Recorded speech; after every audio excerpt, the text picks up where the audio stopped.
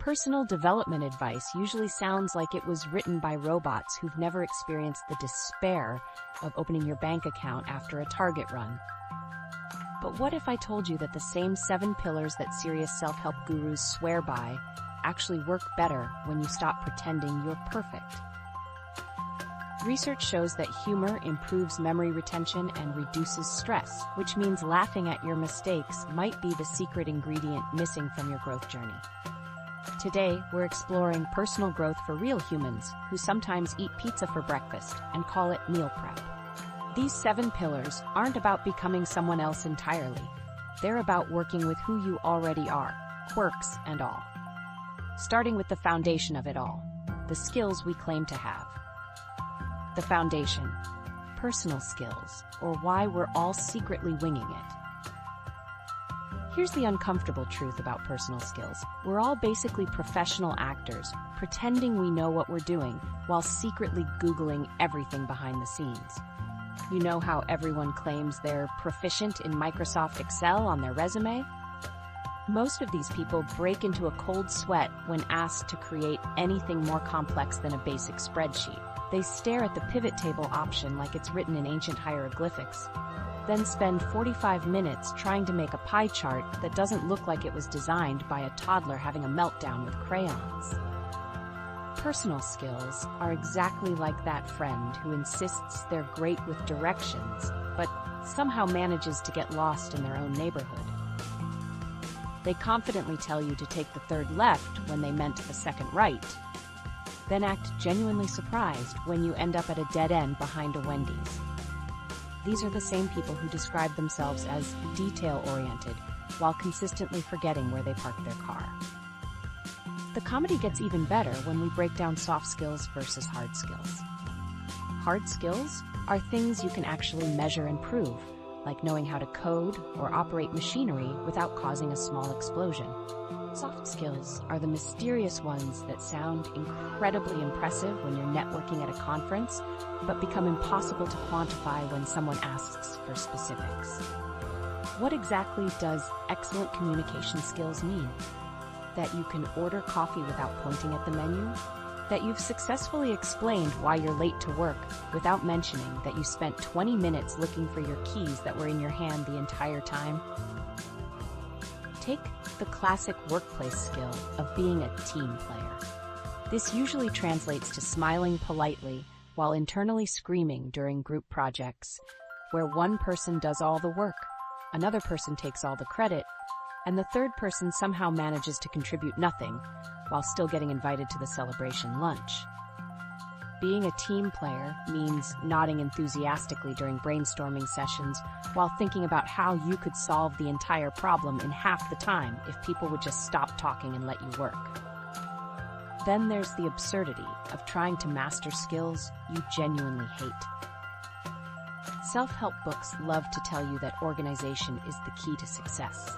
But what if your natural habitat is controlled chaos? What if you're someone who works best when your desk looks like a tornado hit a filing cabinet, but you still manage to find exactly what you need within 30 seconds? Forcing yourself to become organized when your brain thrives in beautiful disorder is like trying to teach a cat to fetch.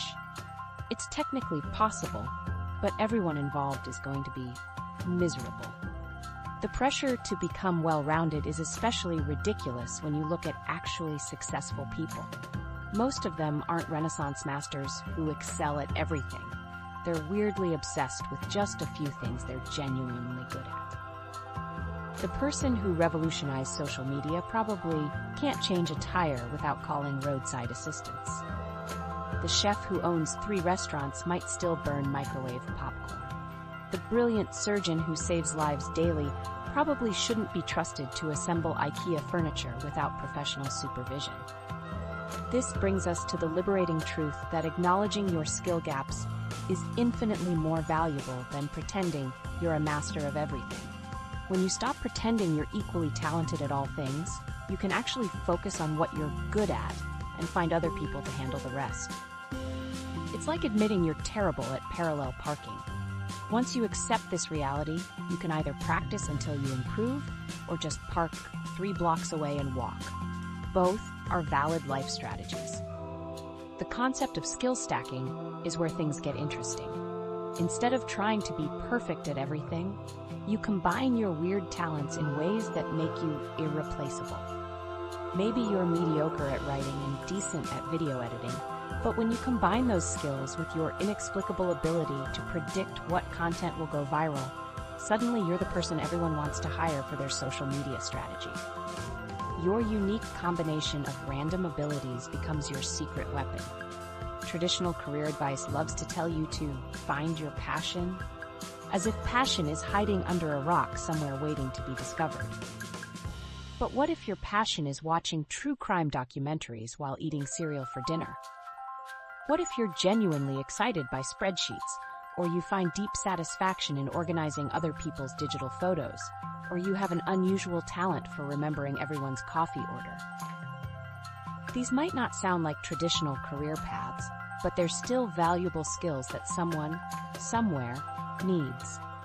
The beauty of personal skills is that they don't have to match anyone else's definition of impressive.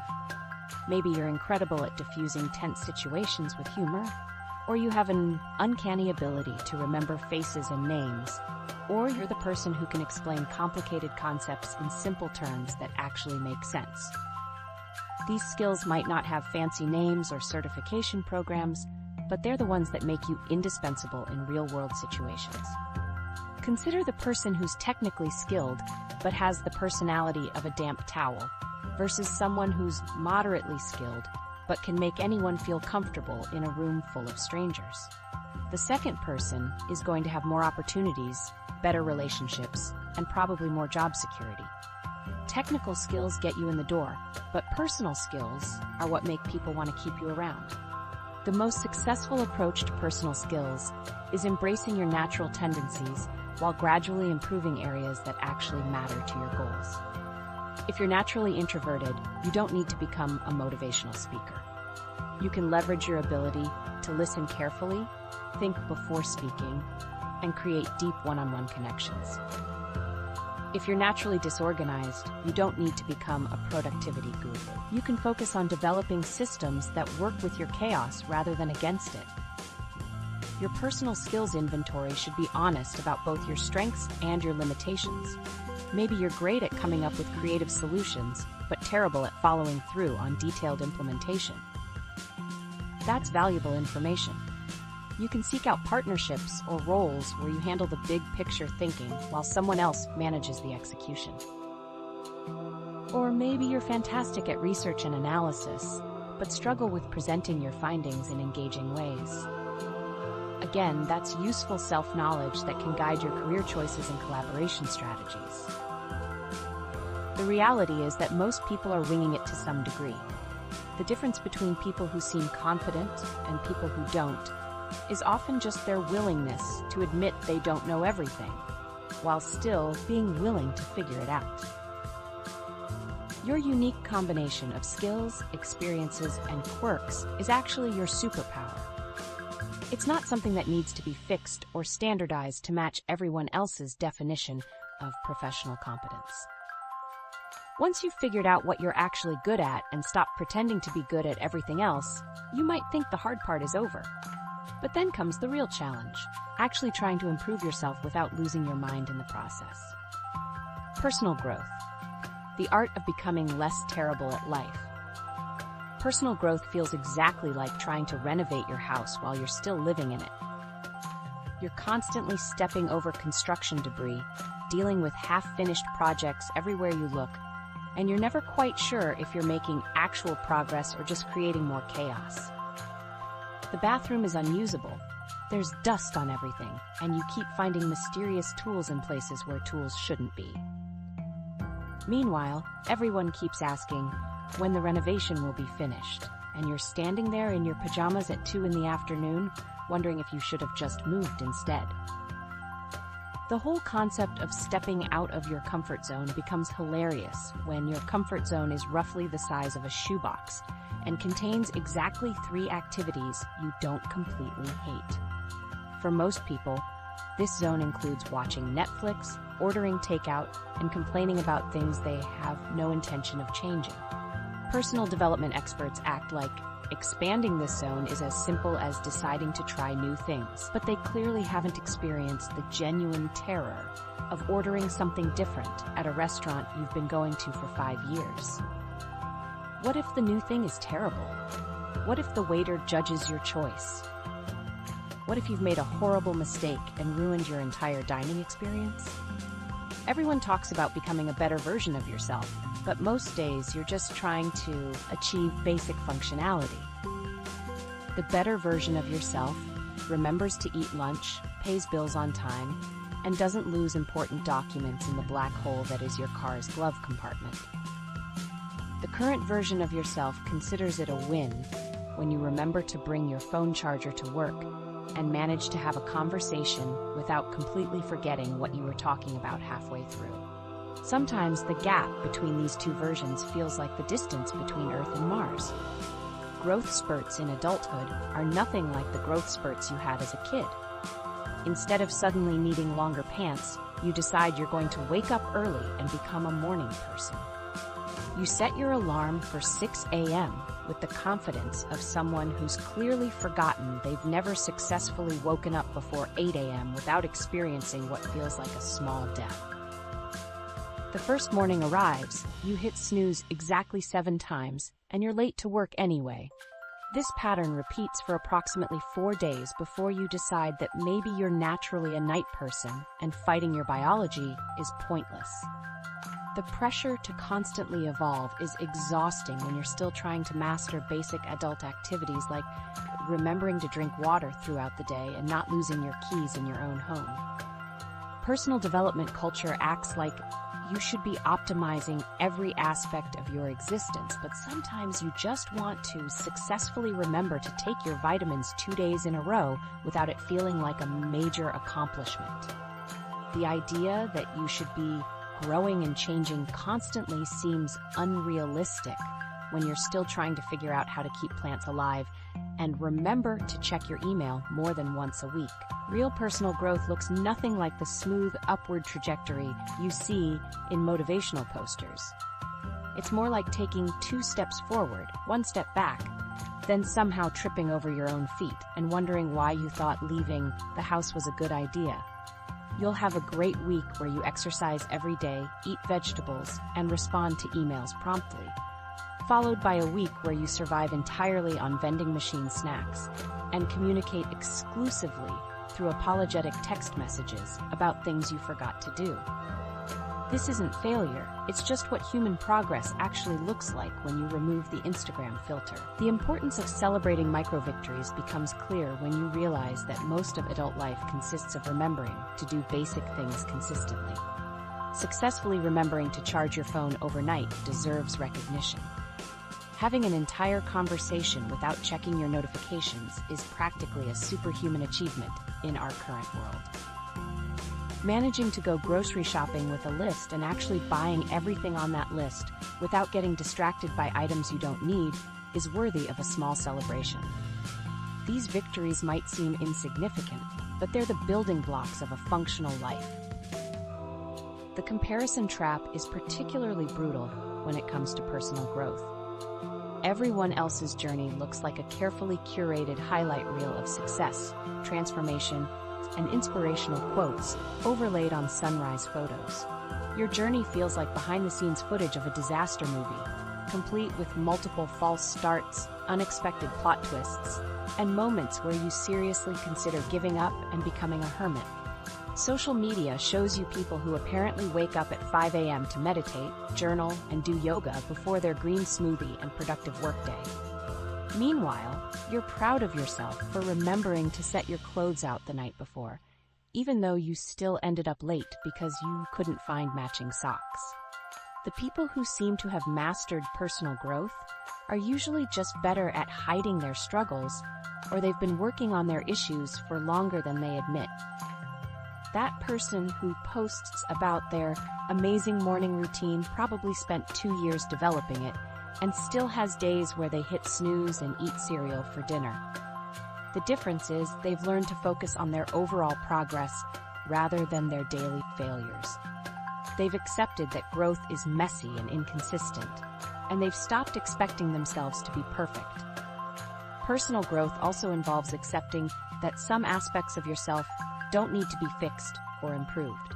Maybe you're someone who works better under pressure, even though every productivity expert says you should start projects early.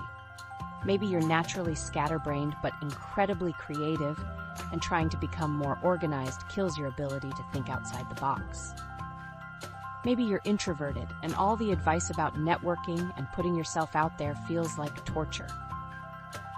These aren't character flaws that need correction. They're just how you're wired. The most sustainable approach to personal growth is working with your natural tendencies rather than against them. If you're not a morning person, maybe your productive time is in the evening. If you're not naturally organized, maybe you need systems that accommodate your chaos rather than eliminate it. If you're not naturally social, maybe your path to connection involves deeper one-on-one relationships rather than large group activities. Growth doesn't mean becoming someone else, it means becoming a better version of who you already are. The comforting truth about personal growth is that it's less about achieving some perfect version of yourself and more about becoming comfortable with your perfectly imperfect process. Everyone is making it up as they go along, dealing with setbacks and trying to figure out what works for them. But once you've accepted that growth is messy and started working with your natural tendencies, you'll probably realize that having good people around you and some financial breathing room makes the whole process significantly easier. Personal power, building your squad and your savings without becoming that person. This brings us to personal power, which sounds like something a used car salesman would pitch while leaning against a car with questionable mileage and a suspicious stain on the upholstery.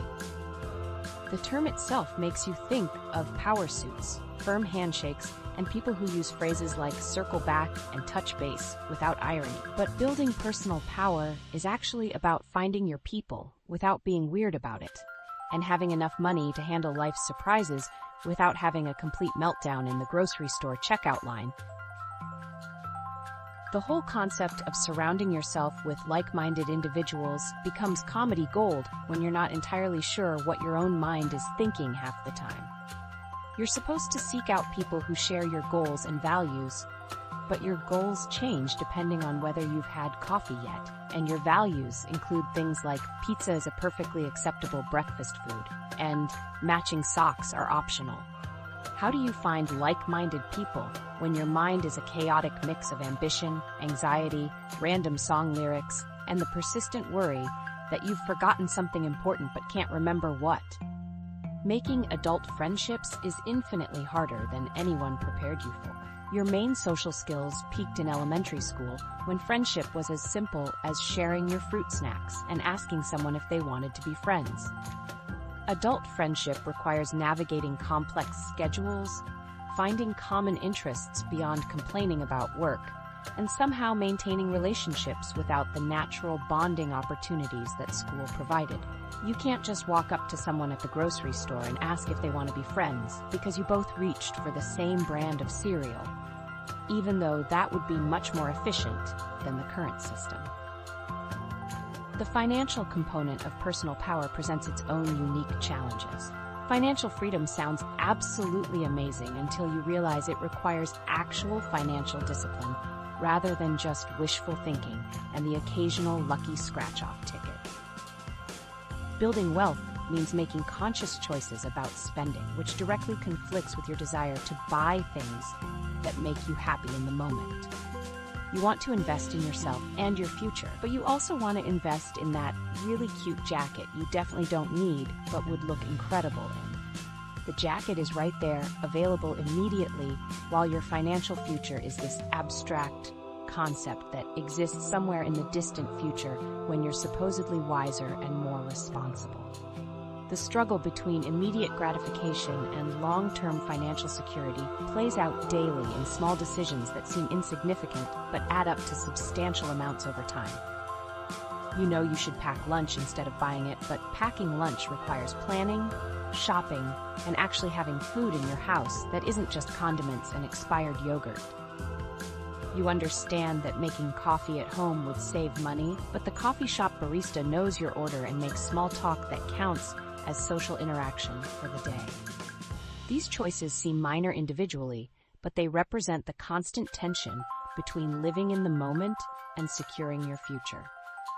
Building wealth slowly feels like watching paint dry when you're constantly bombarded with stories about people who made millions through cryptocurrency, real estate flips, or starting businesses in their garage. The fantasy of finding money in your winter coat pocket is always more appealing than the reality of consistently saving small amounts over long periods. Unfortunately, when you actually check your winter coat pockets, you find old receipts, lint, maybe a pen that doesn't work, and occasionally a hair tie that somehow become mysteriously sticky. The get-rich-quick fantasies are entertaining, but they're not reliable strategies for building actual financial security. The balance between saving for the future and enjoying the present becomes particularly challenging when the present includes overpriced coffee drinks with names you can't pronounce and subscription services you forgot you had. You discover you've been paying for a streaming service you used once 6 months ago, a meditation app you downloaded during a particularly stressful week, and a gym membership you've been meaning to cancel since you moved to a different neighborhood. These forgotten subscriptions are like financial vampires, slowly draining your bank account while you're not paying attention. Networking anxiety is real, and it stems from trying to be genuinely helpful to others while secretly hoping they'll return the favor someday. The advice to provide value to your network sounds great until you realize you're not sure what value you actually provide. You're supposed to connect people, share opportunities, and offer assistance. But what if your main skill is remembering random trivia about celebrities, and your biggest professional achievement is successfully navigating office politics without making enemies? The pressure to be valuable to others, while also needing their help, creates an uncomfortable dynamic that feels like trying to make friends while also asking to borrow money. Building a network also requires maintaining relationships over time, which means remembering to check in with people regularly, celebrating their successes, and offering support during difficult times. This sounds manageable until you realize you're already struggling to keep up with your existing relationships, and you've been meaning to call your parents back for 3 weeks. Adding more people to your social circle means more birthdays to remember, more life events to acknowledge, and more text messages to respond to in a timely manner. The math doesn't work in your favor when you're already behind on your current social obligations. Personal power isn't about becoming a boss babe influencer who posts motivational quotes over sunrise photos while wearing athleisure and holding a green smoothie. It's about having enough resources and relationships to handle life's inevitable curveballs without completely falling apart. When your car breaks down, you want to have enough money to fix it without maxing out your credit card, and enough friends to help you figure out which mechanic won't try to sell you unnecessary repairs. When you're job hunting, you want connections who can provide references, introductions, or just emotional support during the process. The safety net you're building consists of both financial resources and human connections. Your emergency fund protects you from minor disasters like appliance failures and medical bills, while your personal relationships provide emotional support, practical help, and opportunities you wouldn't have access to otherwise. Both components require consistent investment over time. You build financial security by saving regularly even when the amounts seem small, and you build relationships by showing up for people even when it's inconvenient. Creating this safety net means making choices that prioritize long-term security over short-term satisfaction. You choose the less exciting investment option that offers steady growth over the risky opportunity that might pay off big. You nurture relationships with people who share your values and goals, even when it means spending less time with people who are fun but unreliable. You develop skills that make you valuable to others, even when it means doing work that isn't immediately glamorous or rewarding. The empowering realization about personal power is that it's less about domination and more about creating stability and options. You're not trying to control other people or situations. You're building the capacity to handle whatever life throws at you.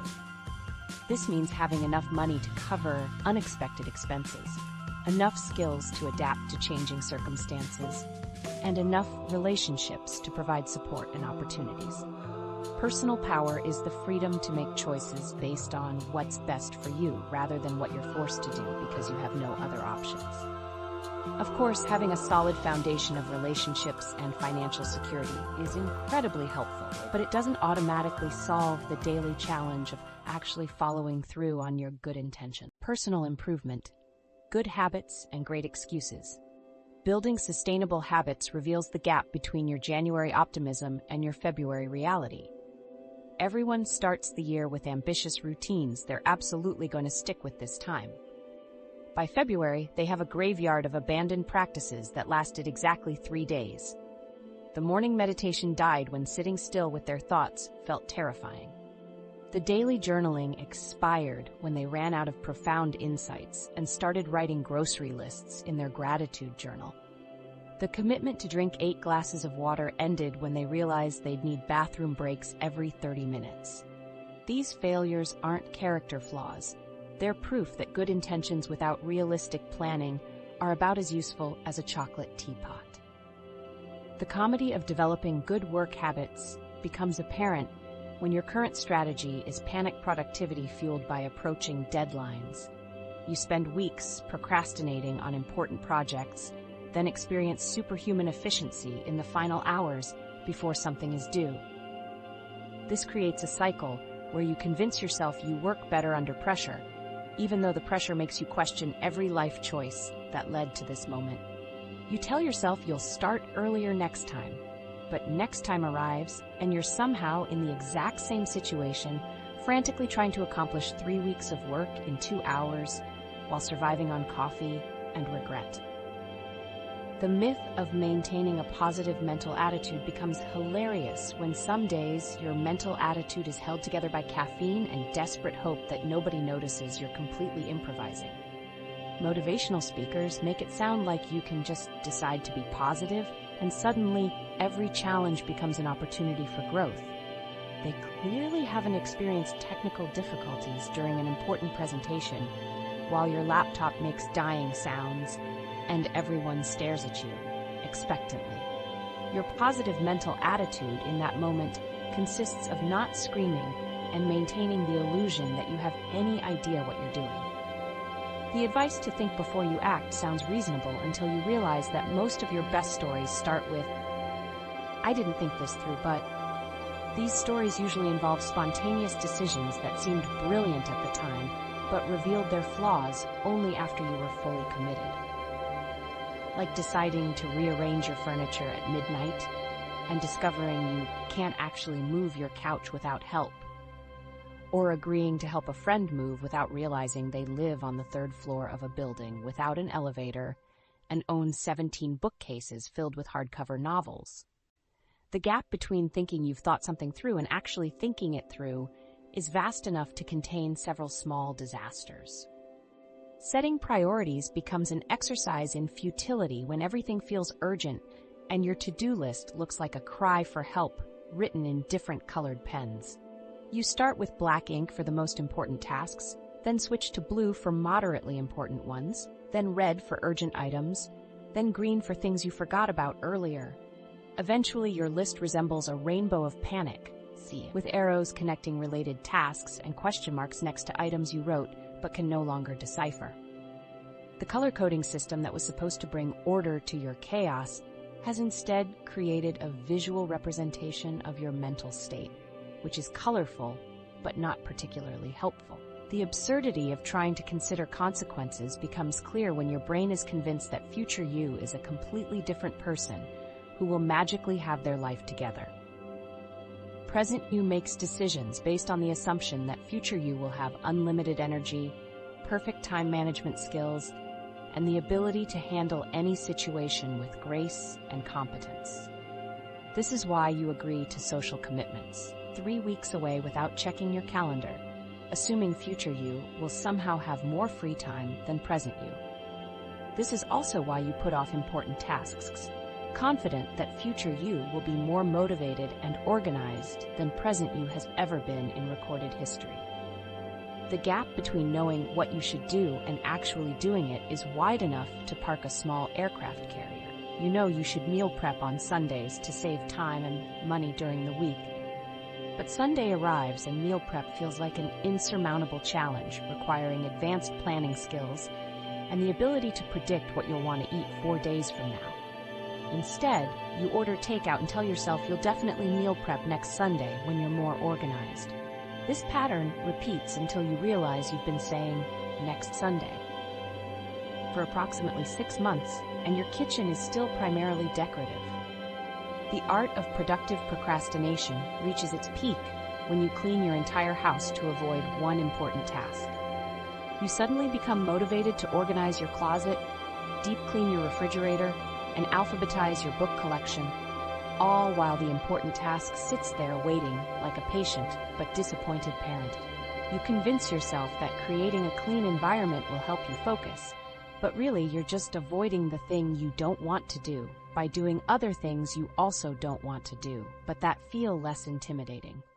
Your house has never been cleaner, but your important task remains untouched. The perfectionism trap keeps you from starting anything because if you can't do it perfectly, why do it at all? This logic sounds reasonable until you realize it means you never start anything because perfection isn't possible right out of the gate. You spend more time researching the perfect way to begin than you would have spent just beginning imperfectly. You watch tutorials, read articles, and create elaborate plans for how you'll execute your perfect habit or project, then never actually start because your plan isn't perfect yet. Meanwhile, people who started imperfectly and adjusted as they went have already finished what you're still planning. The truth about sustainable improvement is that it happens through systems that work with your existing chaos rather than against it. If you're not a morning person, trying to become one will probably result in exhaustion and resentment. If you're naturally disorganized, trying to implement elaborate organizational systems will likely create more work than it eliminates. The key is finding approaches that complement your natural tendencies rather than fighting them. Maybe your productivity peak is at night, or maybe you work better with flexible deadlines than rigid schedules. Or maybe you need accountability partners rather than solo motivation. Real improvement often looks like small adjustments rather than dramatic overhauls. Instead of committing to exercise every day, maybe you commit to moving your body in some way every day, whether that's a walk, stretching, or dancing in your kitchen while cooking dinner. Instead of trying to eliminate all screen time before bed, maybe you just charge your phone in another room. Instead of attempting to meal prep elaborate healthy meals, maybe you just keep healthy snacks easily accessible. These small changes compound over time without requiring you to become a different person. The liberating truth about personal improvement is that it's not about becoming a productivity robot who executes perfect routines with mechanical precision. It's about finding sustainable ways to gradually become more capable of handling your life without making yourself miserable in the process. Everyone's version of improvement looks different because everyone's life, energy levels, and natural tendencies are different. The goal isn't to optimize yourself into submission, but to create systems that make your life easier and more enjoyable while still moving you toward your goals. Of course, once you've figured out how to work with your natural chaos instead of against it, you still have to deal with the challenge of actually presenting yourself to the world like you know what you're doing. Personal empowerment. Creativity and confidence, even when you feel like a fraud. Personal empowerment sounds impressive until you realize it mostly involves convincing yourself you're capable, while your internal monologue provides pessimistic commentary on every decision. This voice sounds like a sports announcer who's given up on your team halfway through the season, offering running commentary with the enthusiasm of someone announcing a particularly boring golf tournament during a thunderstorm. And here she goes again, ordering takeout instead of cooking that chicken that's been sitting in her fridge for 3 days, the voice announces with resigned disappointment. That's her 4th questionable decision this week, folks, and we're only halfway through Tuesday.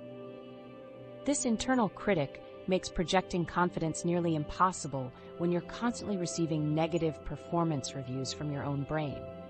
Being creative becomes a challenge when your most innovative thinking involves finding new ways to avoid doing laundry.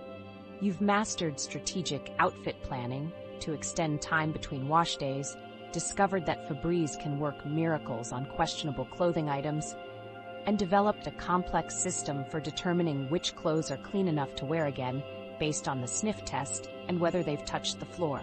This might not be the kind of creativity that wins awards, but it demonstrates problem-solving skills that would impress anyone who's ever lived in a small apartment with a communal laundry room that's always mysteriously out of order. The pressure to think outside the box becomes overwhelming when you're not entirely sure what box you're supposed to be in. People throw around phrases like innovative solutions and disruptive thinking while you're still trying to figure out what the actual problem is. You're supposed to revolutionize your approach to challenges, but first you need to identify what those challenges actually are. Maybe your box is perfectionism, or maybe it's procrastination, or maybe it's the tendency to overthink everything until you've analyzed all the joy out of simple decisions. Without knowing your box, thinking outside it becomes like trying to escape from a room you can't locate. The advice to look for faster, better, easier, cheaper solutions sounds practical until you realize you're still trying to figure out what the problem actually is. You're supposed to optimize and streamline your life, but optimization requires knowing what you're optimizing for. Are you trying to save time, money, energy, or sanity? Are you solving the right problem, or are you just making yourself more efficient at doing unnecessary things? Sometimes the fastest solution is to stop doing something entirely. The better solution is to accept that good enough is actually good enough, and the easiest solution is to ask for help instead of trying to figure everything out yourself. The struggle to challenge yourself to learn and grow becomes complicated when you're already overwhelmed by the things you're supposed to know by now. You're supposed to expand your skill set while still trying to master basic adult competencies, like understanding your health insurance and remembering to schedule annual checkups.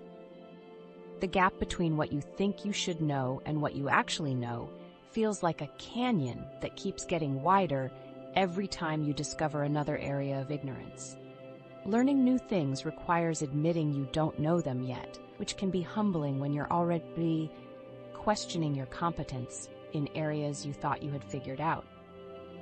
Creative thinking often involves elaborate scenarios that will never happen, like planning what you'd do if you won the lottery, or imagining detailed conversations with people you'll never meet. Your brain excels at creating complex solutions to hypothetical problems while struggling to solve the actual problem of where you put your car keys. You can design an entire system for organizing your life that sounds brilliant in theory, but requires you to become a completely different person to implement successfully. This kind of creative thinking is entertaining, but not particularly useful for solving real problems that need practical solutions you can actually execute. The gap between wanting to feel empowered and the reality of your daily experience becomes obvious when you realize you're just really good at faking confidence until someone asks you to explain what you're doing. You've mastered the art of nodding knowingly during conversations about topics you understand approximately 30% of, making thoughtful humming sounds when people explain concepts that completely confuse you, and asking follow-up questions that sound insightful but are actually desperate attempts to figure out what everyone else is talking about. This performance of competence works until someone puts you on the spot and expects you to demonstrate actual knowledge rather than just the appearance of understanding. Imposter syndrome makes empowerment feel like a dangerous game, where you're constantly one Google search away from being exposed as someone who doesn't know what they're talking about. Research shows that around 80% of people experience this feeling at some point, which means most of the people you think have it all figured out are also worried about being exposed as frauds. You fear that someone will ask you to explain your success, define your expertise, or demonstrate your competence in ways that will reveal you're actually just someone who got lucky and learned to fake it convincingly. This fear keeps you from taking credit for your achievements, applying for opportunities you're qualified for, or sharing your knowledge with others who might benefit from it. The performance of confidence becomes exhausting when you're constantly monitoring yourself for signs of inadequacy while trying to project competence. You rehearse conversations in your head, prepare for meetings by researching topics you think might come up, and develop strategies for redirecting conversations away from areas where your knowledge is thin. This preparation helps you function in professional and social situations, but it also reinforces the feeling that your competence is something you have to manufacture rather than something you naturally possess. The effort required to maintain this performance can be more draining than the actual work you're supposed to be doing. Creativity and confidence intersect in the uncomfortable space where you're supposed to take risks and try new things while also appearing competent and knowledgeable. You're expected to innovate and experiment while maintaining credibility and avoiding mistakes that might undermine your reputation. This creates tension between the messy process of learning and the polished results people expect to see. Real creativity requires making mistakes, trying things that don't work, and admitting when you're wrong. But empowerment often feels like it requires projecting an image of someone who always knows what they're doing. The empowering realization about creativity and confidence is that they're not about having all the answers, but about being comfortable with making it up as you go along. Everyone is improvising to some degree, using their knowledge and experience to navigate situations they've never encountered before. The people who seem most creative and confident are usually just better at embracing uncertainty and treating mistakes as information rather than failures. They've learned to trust their ability to figure things out rather than waiting until they know everything before they start. This approach turns creativity and confidence from performance art into practical skills that you can develop through practice rather than perfect through preparation. But once you've accepted that everyone is essentially improvising, you still have to figure out what you're actually good at versus what you just think you're good at, which requires a level of honest self-assessment that can be surprisingly difficult to achieve. Personal analysis. The brutal truth about your strengths and weaknesses. Personal analysis forces you into the uncomfortable position where discussing your strengths feels like bragging, while admitting your weaknesses feels like handing someone a detailed map of all the ways you're failing at life. You're caught in this impossible balance where acknowledging what you're good at makes you sound arrogant, but being honest about your shortcomings makes you sound like you're auditioning for a self-help intervention. Society has trained us to be modest about our abilities while simultaneously expecting us to be confident and self-aware. This creates a conversational minefield where you're constantly calculating how much competence you can admit to without seeming cocky and how much struggle you can reveal without seeming incompetent. The comedy of identifying your natural gifts becomes apparent when your most obvious talent seems to be discovering increasingly creative ways to avoid doing important tasks. You've elevated procrastination to an art form, developing elaborate systems for organizing your avoidance strategies and finding productive ways to waste time.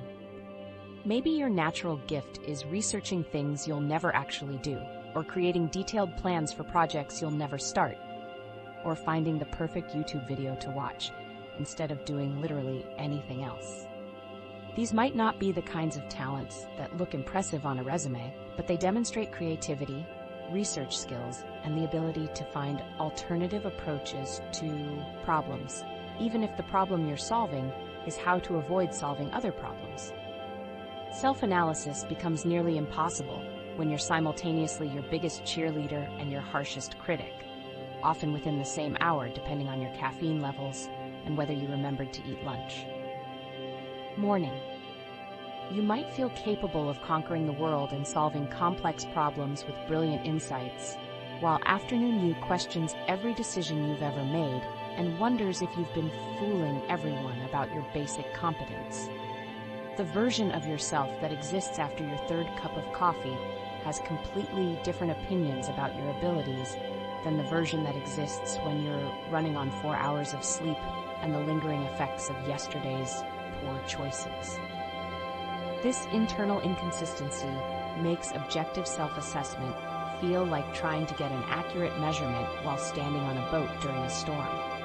Being truthful about where you stand becomes challenging when where you stand feels like quicksand, and you're genuinely unsure whether you're sinking or just tired from trying to maintain your position.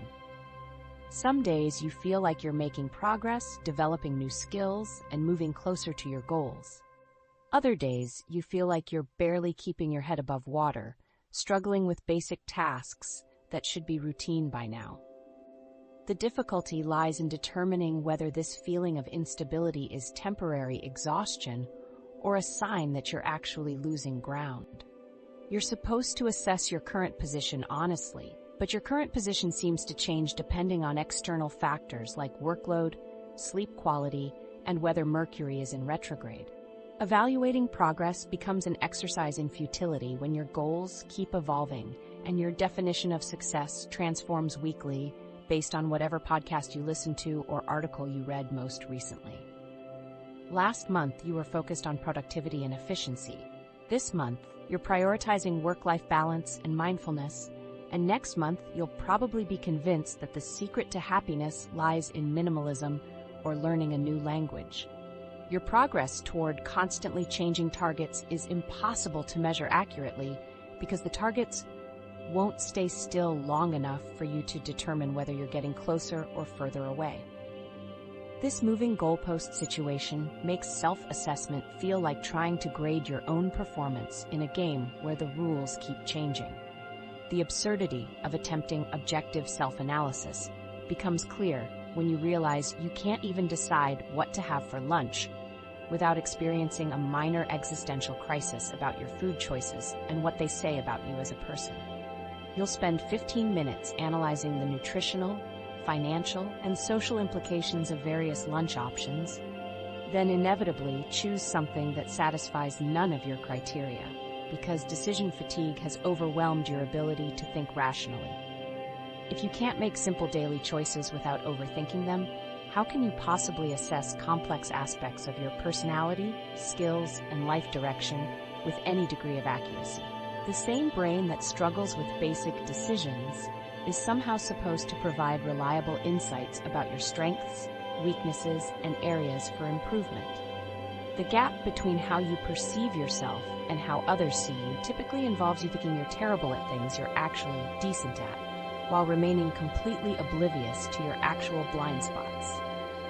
You'll spend hours worrying about a presentation you think went poorly, while everyone else thought it was informative and well delivered. Meanwhile, you're completely unaware that you interrupt people constantly, or that your tendency to overthink problems actually slows down team productivity. This perceptual disconnect means your self-assessment is based on incomplete and often inaccurate information about your actual performance and impact. You're trying to analyze yourself using a distorted mirror that magnifies your perceived flaws while making your actual strengths nearly invisible. The comparison trap makes personal analysis feel like a contact sport where you're constantly measuring yourself against people who seem to have mastered life while you're still Googling basic adult skills. Social media provides an endless stream of people who appear to have figured out career success, relationship happiness, financial security, and personal fulfillment simultaneously. Your analysis of your own progress inevitably includes comparisons to these carefully curated highlight reels, making your behind-the-scenes reality look particularly chaotic and inadequate. You're comparing your rough draft to everyone else's final published version, then wondering why you feel like you're falling behind in areas where you're actually making normal human progress. The liberating truth about personal analysis is that it's not about achieving perfect self-awareness, but about developing genuine curiosity about yourself without being cruel in the process. You can observe your patterns, notice your reactions, and explore your motivations without turning every observation into evidence of your inadequacy. This approach transforms self-analysis from a judgmental audit into an interesting investigation where you're genuinely curious about how you work, what motivates you, and what gets in your way.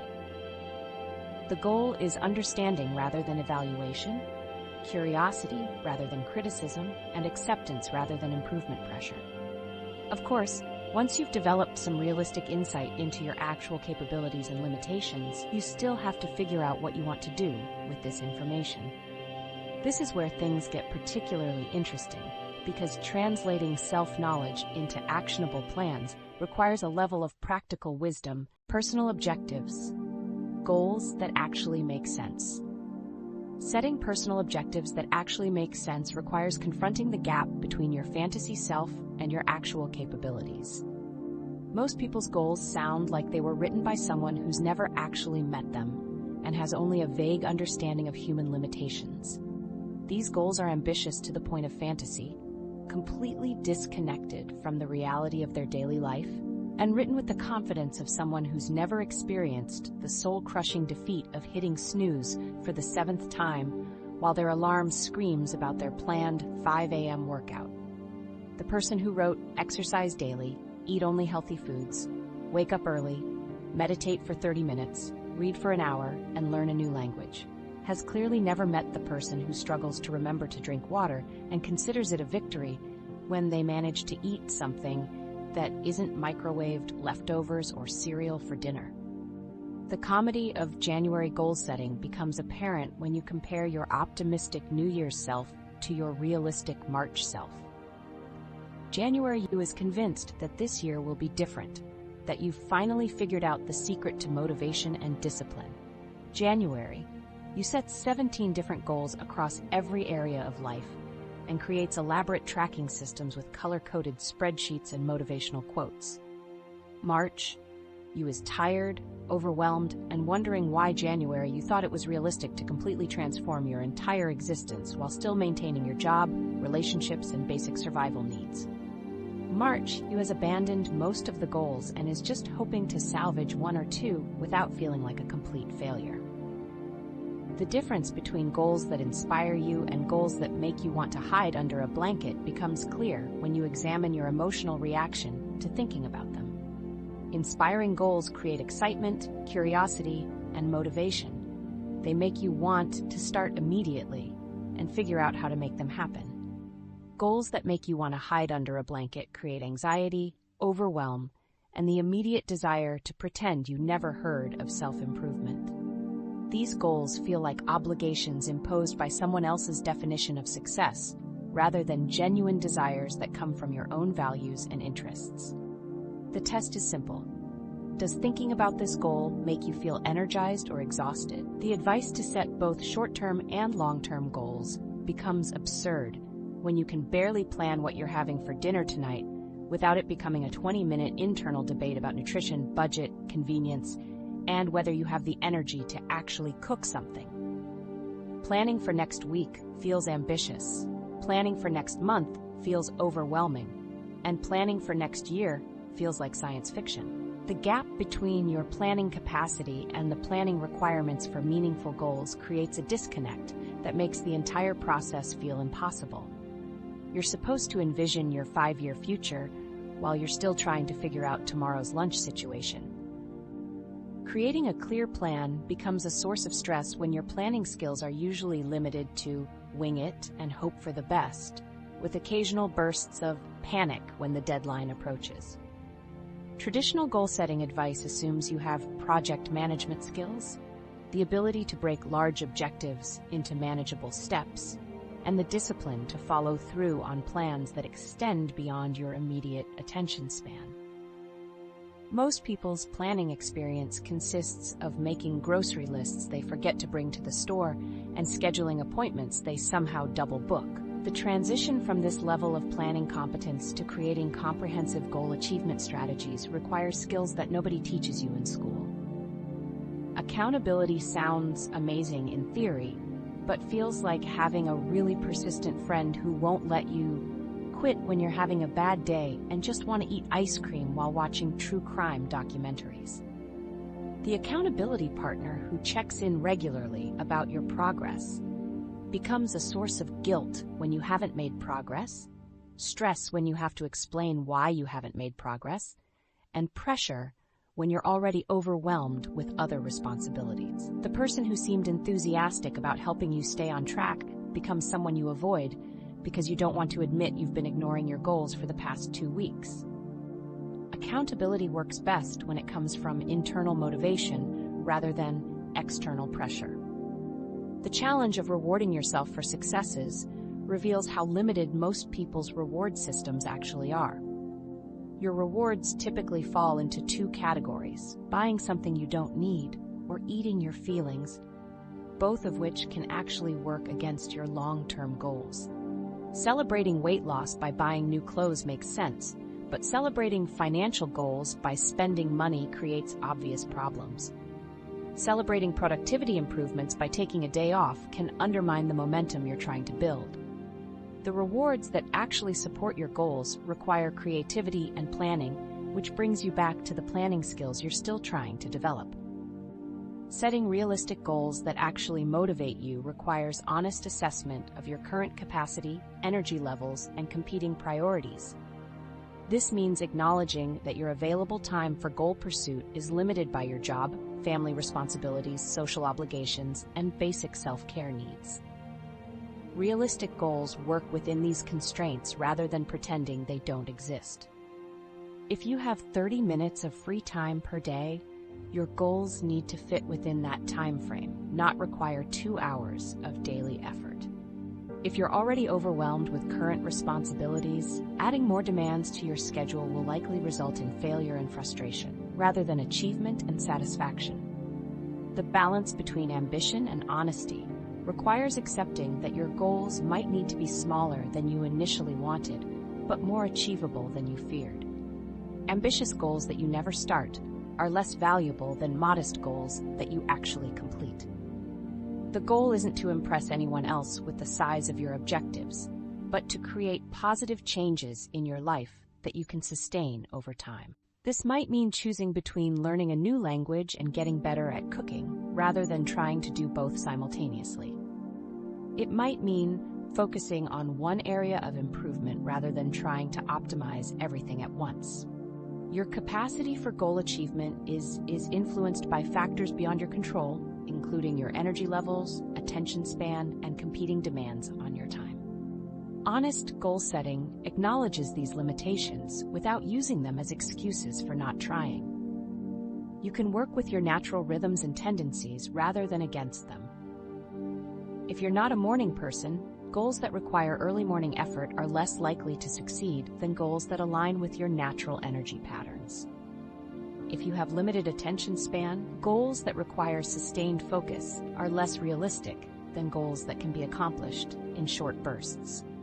The empowering realization about personal objectives is that effective goals aren't about becoming a different person, but about becoming a more intentional version of who you already are. You don't need to transform your entire personality or lifestyle to make meaningful improvements in your life. You can work with your existing strengths, interests, and preferences while gradually developing new capabilities. The goal is to become more deliberate about your choices and actions, rather than completely changing your identity. This approach makes goal setting feel like a natural evolution, rather than a forced transformation, which increases your likelihood of success and reduces the pressure that makes goal setting feel overwhelming. But here's where things get interesting. After all this talk about working with your natural tendencies and setting realistic goals, you might be wondering if there's something fundamentally wrong with the entire approach to self-improvement that got you here in the first place. The plot twist: why perfect personal development is a myth. The personal development industry has been selling you a massive lie wrapped in inspiring quotes and transformation stories. They want you to believe there's a perfect formula for self-improvement, and if you just follow the right steps in the correct order, you'll become an unstoppable force of productivity and happiness. This lie suggests that somewhere out there exists the perfect morning routine, the ideal goal-setting framework, and the magical combination of habits that will transform you into the person you see in motivational Instagram posts. The reality is that this perfect system doesn't exist because perfect people don't exist. And trying to achieve perfection in personal development is like trying to find the end of a rainbow while riding a unicorn. The pressure to optimize every aspect of your existence has transformed self-improvement from a helpful tool into another source of inadequacy. You're supposed to optimize your morning routine, your productivity system, your relationships, your finances, your health, your mindset, and your environment simultaneously. This creates an impossible standard where you're constantly measuring yourself against an ideal that no real human has ever achieved. Instead of feeling better about yourself through personal development, you end up feeling worse because you're failing to meet standards that were designed to be unattainable. The optimization obsession turns every aspect of your life into a project that needs improvement, leaving no room for simply being human. The comedy of trying to implement every piece of advice you've ever encountered creates a chaotic mess that would be hilarious if it weren't so exhausting. Your morning routine becomes a frantic race through meditation, journaling, exercise, goal review, gratitude practice, and educational content consumption, all before your actual day begins. You have productivity apps fighting for space on your phone, competing organizational systems that contradict each other, and a collection of abandoned journals that represent different attempts at self-improvement. Your desk drawer contains motivational sticky notes from various phases of your development journey, creating a colorful museum of good intentions that never quite worked out as planned. This chaos results from treating personal development advice like a buffet where you're supposed to take everything instead of choosing what actually works for your specific situation. You try the productivity method that works for entrepreneurs, the morning routine designed for people without children, and the goal-setting framework created for someone whose life looks nothing like yours. The result is a Frankenstein system that doesn't serve anyone well because it was never designed to work together. You end up spending more time managing your personal development systems than actually developing personally. The truth about sustainable change completely contradicts the dramatic transformation narrative that sells books and courses. Real change happens slowly and messily, with setbacks that feel like failures but are actually part of the process. You don't wake up one day completely transformed with new habits firmly established and old patterns completely eliminated. Instead, you gradually shift your behavior over months and years, with plenty of days where you revert to old patterns and wonder if you're making any progress at all. This slow process doesn't make for compelling before and after stories, but it's how actual humans actually change. The transformation montages in movies and advertisements show people dramatically changing their lives in inspiring music-backed sequences that compress months of work into 3 minutes of highlights. These montages skip over the boring middle part where you question your decisions, struggle with consistency, and deal with the reality that change is uncomfortable and inconvenient. They don't show the days when you skip your new habit because you're tired, or the weeks when you wonder if your efforts are making any difference, or the moments when you consider giving up because the process feels too slow and uncertain. The liberating realization that you don't need to fix everything about yourself challenges the entire premise of most personal development content. Some of your quirks and supposed flaws are actually features that make you unique and valuable. Your tendency to procrastinate might actually be your brain's way of processing information and coming up with creative solutions. Your introversion might be a strength that allows you to think deeply and connect meaningfully with others. Your disorganization might actually be a sign of flexibility and adaptability that serves you well in changing situations. The pressure to eliminate all your flaws assumes that there's a perfect version of you waiting to be revealed once you fix everything that's wrong with your current self. This perspective treats your personality as a collection of problems to be solved rather than traits to be understood and worked with. The best personal development happens when you stop trying to become someone else and start becoming more intentionally yourself. This means working with your natural tendencies rather than against them, leveraging your existing strengths rather than focusing primarily on your weaknesses. Progress in personal development is not linear, despite what every goal-setting framework suggests. You'll have periods of rapid growth followed by plateaus that feel like stagnation. You'll experience setbacks that feel like failures, but are actually opportunities to learn about your patterns and adjust your approach. The graph of your personal development journey looks more like a stock market chart than a straight line, with ups and downs that eventually trend upward over time. Understanding this reality helps you stay committed during the inevitable difficult periods. The most successful people haven't mastered all 7 pillars perfectly. They've learned to work with their strengths and manage their weaknesses, rather than trying to become equally competent in every area. They focus their energy on developing the skills that matter most for their specific goals and find ways to compensate for areas where they'll never excel. This approach is more realistic and sustainable than trying to become a perfectly balanced person who's amazing at everything. Self-compassion becomes crucial when you accept that personal development is messy and imperfect. Instead of treating yourself like a broken project that needs fixing, you can approach your growth with curiosity and kindness. When you mess up or fall back into old patterns, you can examine what happened without harsh self-criticism. This compassionate approach actually accelerates progress because you're not wasting energy on shame and self-attack. You can learn from mistakes and adjust your approach without the emotional drama that usually accompanies setbacks.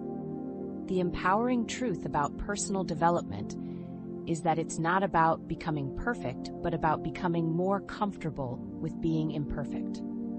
This comfort with imperfection allows you to take risks, try new things, and learn from failures without the paralyzing fear of not being good enough. You can make progress without the pressure of achieving some impossible standard of self-optimization. This approach is more sustainable because it works with human nature rather than against it, accepting that growth is messy and inconsistent while still pursuing meaningful change. The question isn't whether you can achieve perfection, but whether you can create a system that actually works for your real life. The real secret, making personal development actually work. Building a system that actually works for your real life requires combining these elements in ways that fit your specific circumstances rather than following someone else's blueprint. You don't need to master all 7 pillars simultaneously or implement every strategy you've ever encountered. The magic happens when you take pieces from different approaches and create a customized system that works with your personality, schedule, and energy levels rather than against them. This personalized approach acknowledges that your life doesn't look like anyone else's, so your personal development strategy shouldn't either. The concept of good enough personal development challenges the perfectionism that paralyzes most people before they even start.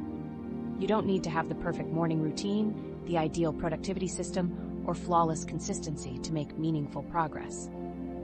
Good enough means making improvements that enhance your life without creating additional stress or unrealistic expectations.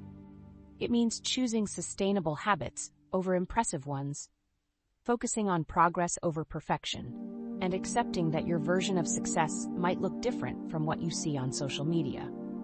This approach allows you to make steady progress without the burnout that comes from trying to optimize everything simultaneously.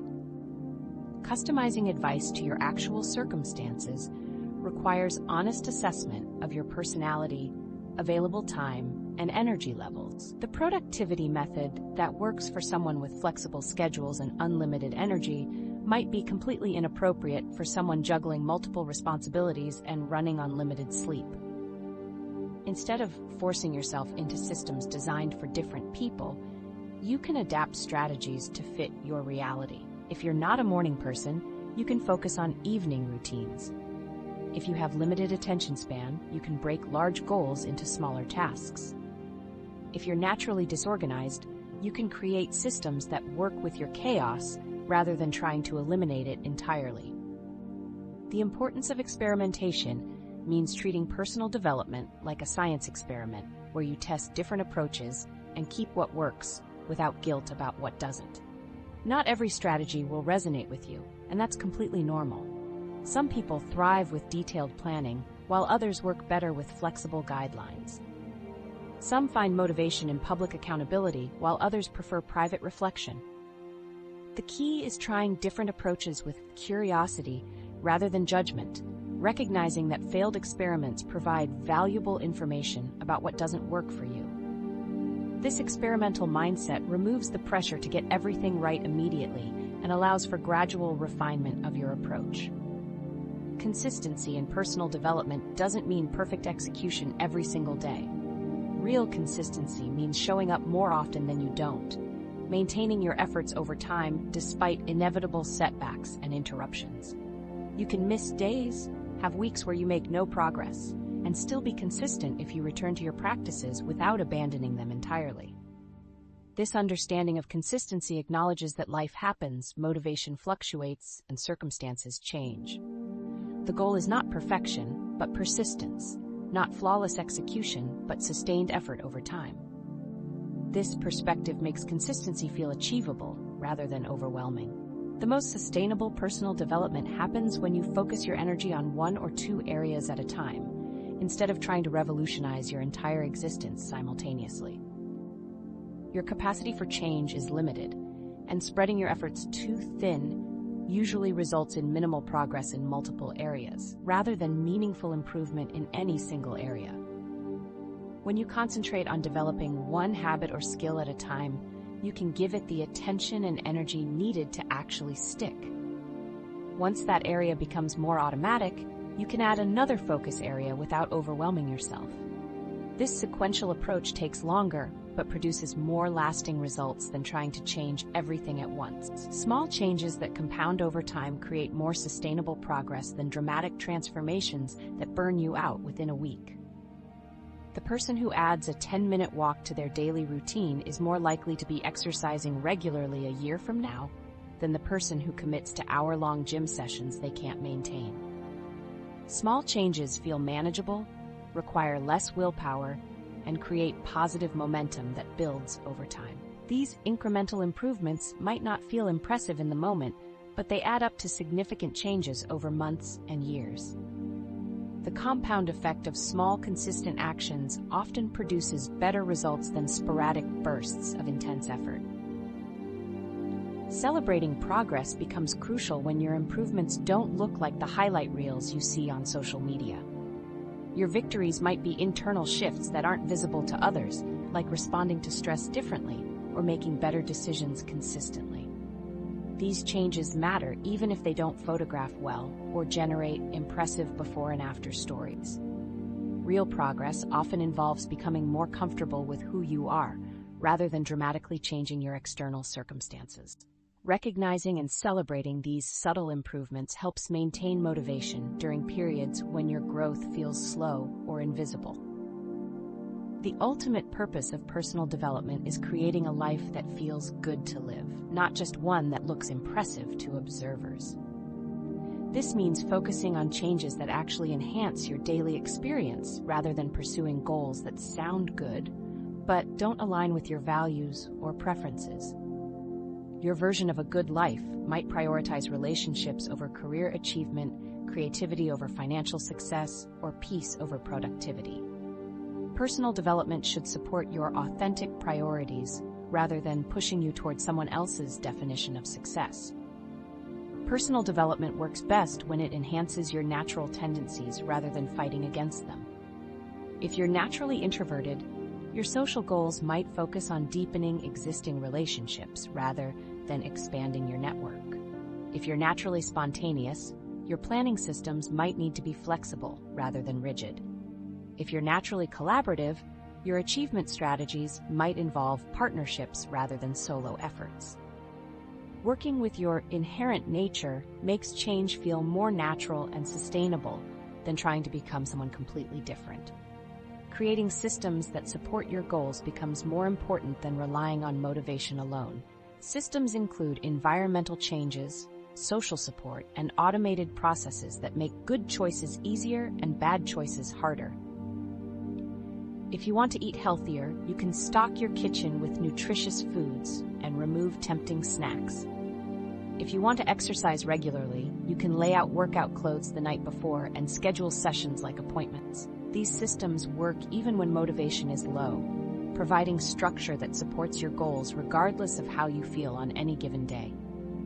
The empowering realization about personal development is that you already possess everything necessary to begin improving your life. You don't need perfect conditions, unlimited time, or special resources to start making positive changes. You can begin where you are with what you have, using your current circumstances as the starting point for gradual improvement. This removes the excuse that you need to wait for better conditions or more knowledge before taking action. The act of beginning, even imperfectly, creates momentum that builds over time and leads to meaningful change. This understanding transforms personal development from an intimidating project into a manageable process that works with your real life rather than requiring you to become someone entirely different. The beauty of this approach is that it gives you permission to be human while still pursuing growth. Personal development isn't about becoming someone else. It's about becoming more authentically yourself, while also becoming more capable of handling whatever life throws at you. You don't need to transform into a productivity robot or optimize every aspect of your existence. You just need to get better at being you. Here's what I want you to do. Pick one pillar that resonated most with you today and commit to working on it for the next 30 days. Don't try to fix everything at once. Just focus on one area and see what happens. Remember, everyone is figuring it out as they go along. The people who seem to have it all together are just really good at pretending. So you might